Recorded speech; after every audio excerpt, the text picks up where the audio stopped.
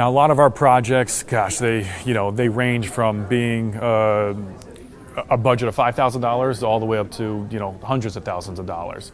And for some of those bigger remodels, when do you suggest someone walking through prospective tenants? Because we don't want to waste your time and get it to a state where it's just tough to really envision and imagine someone living there. So where is that kind of that perfect balance? It's tough. So right when your framing goes up is the first point.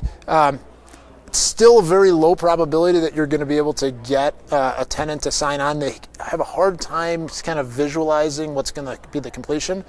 Once you get some finishing touches in there, floors are laid down, maybe the countertops, the granite countertops in the kitchen, that will give you a big boost. And then tile backsplash in the kitchen, paint obviously helps. But by that time, you're really only 15 days out from actual occupancy. So you really are trying to get it up earlier. But you have to be able to sell. You have to be able to sell the product, right? Helps to have renderings. So if you're going to do a remodeling, I'm always asking, well, tell me exactly what you're going to do so I can put together marketing material. Absolutely. So you don't have to necessarily walk them through the space for them to be able to visualize what they're going to get. So floor plans, renderings, I think are so incredibly important. People don't use them all that often.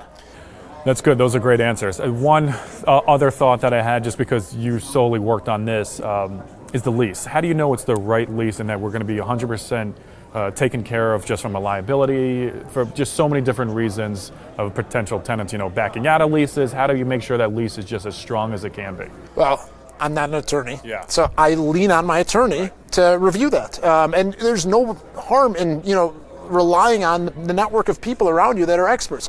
I'm not the sharpest guy when it comes to, frankly, and I'm not all that detail oriented. I don't like to be. I'm trying to focus on a lot of other things. So my attorney makes sure that all of our leases are sound, they're ironclad, and I say, hey, what happens in this scenario if the tenant just up and leaves? Then the attorney's going to say, well, this is what, and then I say, well, I don't like that. I want it to be changed to be like this. So, and then every state has different regulations that, are different codes or things that you're going to need to have inside of your lease.